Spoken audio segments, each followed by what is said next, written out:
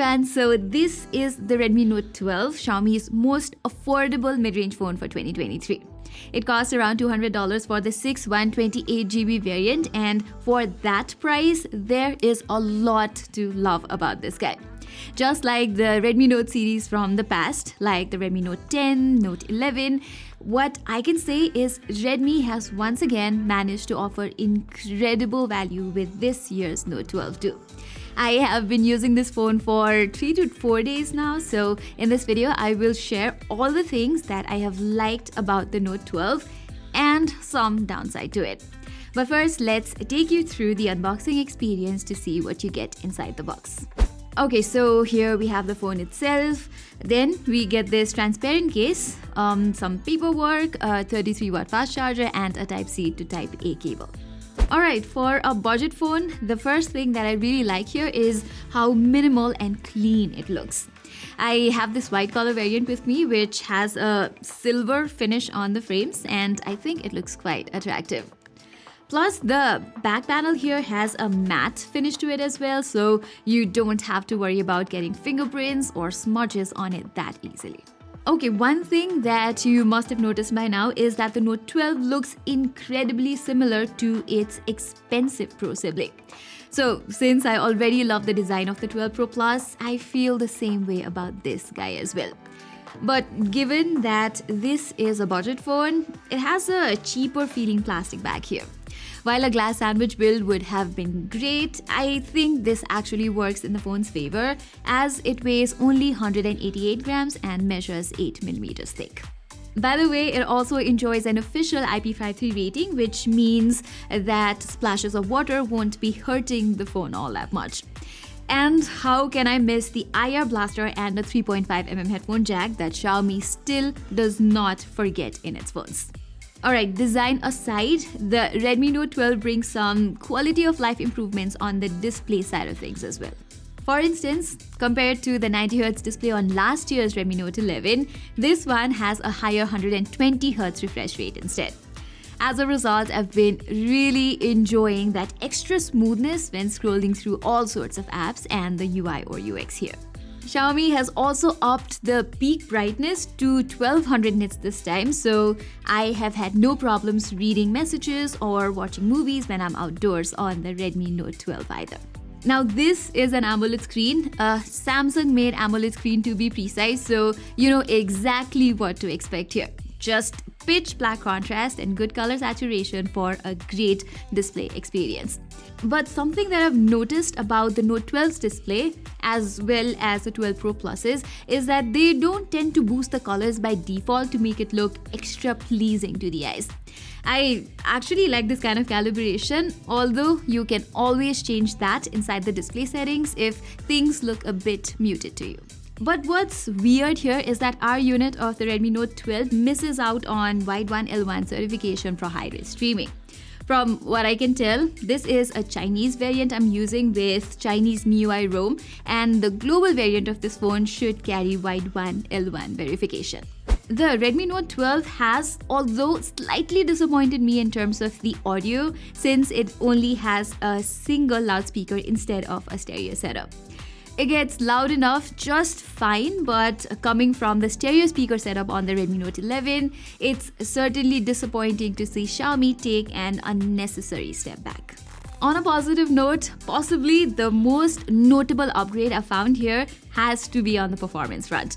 It's powered by the new Snapdragon 4 Gen 1 5G chip, which outclasses the Snapdragon 680 on the Redmi Note 11 by a big margin.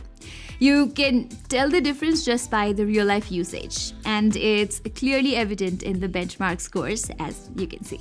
So my usage of this phone has been plenty fluid so far. For a budget phone, apps open quite quickly enough, and I haven't faced any problems regarding memory management either. Likewise, the improved performance on the GPU also means that the Note 12 is capable of handling light to medium games pretty easily. For instance, Epic's Legends runs at its full potential in normal graphics and very high settings, where the gameplay is extremely stable. Whereas in the case of PUBG Mobile, you can get good experience in smooth graphics and high frame rates. Likewise, the thermal performance of this phone is fairly commendable too. Even with non-stop sessions with PUBG Mobile, I did not notice the phone getting that warm or anything like that. To further check the sustained performance of the Snapdragon 4 Gen 1 chip, I also ran a CPU throttling test for up to 30 minutes, and the phone never throttled below 95% even in one instance. Great. Furthermore, software-wise, I feel like Chinese version of MIUI has better fluidity and animations compared to the global MIUI ROM. It has been quite an experience, to be honest. On the other hand, there's always something with the global version that keeps it from being this reliable. So here's to hoping that Xiaomi will change things around this time.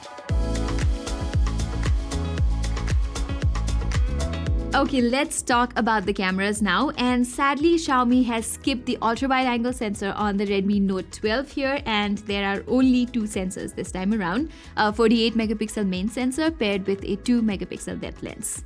But thankfully, its main camera can actually take decent photos in ample lighting conditions. Part of this might be due to Snapdragon 4 Gen 1's new ISP2. The photos turn out a bit contrasty overall, and it does struggle with dynamic range sometimes, but the detail and sharpness levels are pretty good here.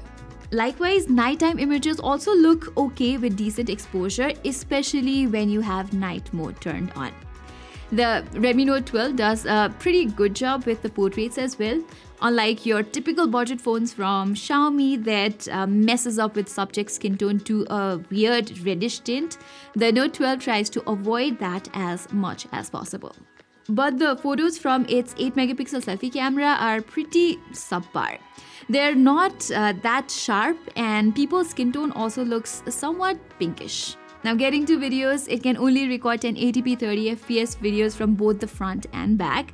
And yes, the stabilization is not that great here, but the rear camera can shoot decent videos with balanced colors overall. Finally, the battery life on the Redmi Note 12 has been superb. Even with heavy usage consisting of hours of gaming, photo and video shooting, and casual web browsing all through my review period, I managed to net out around 8 hours of screen on time on the Redmi Note 12.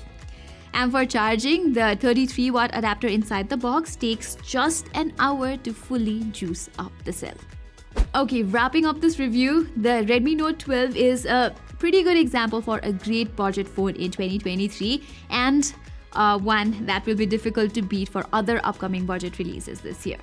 Obviously, there are areas where Xiaomi has made some sacrifices, such as the lack of an ultra-wide-angle sensor and stereo speakers, but budget phones always make compromises in one way or the other. And thankfully, the compromise on the Redmi Note 12 is not on aspects like performance or display, which would have ruined the overall smartphone experience.